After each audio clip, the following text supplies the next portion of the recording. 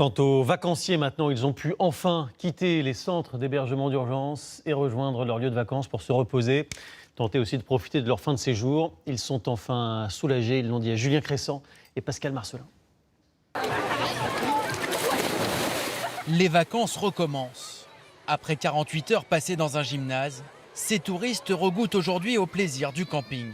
On retrouve le soleil, la piscine, les prestations, on retrouve notre liberté, on va dire. Des feux sont toujours en cours dans la région, mais qu'importe, ces Alsaciens poursuivront leur séjour jusqu'à dimanche.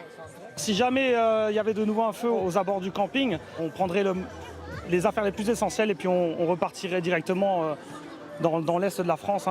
Pour eux, pas question de renoncer à leurs vacances. On a déjà passé 2 jours qui ont été catastrophiques et moralement très durs.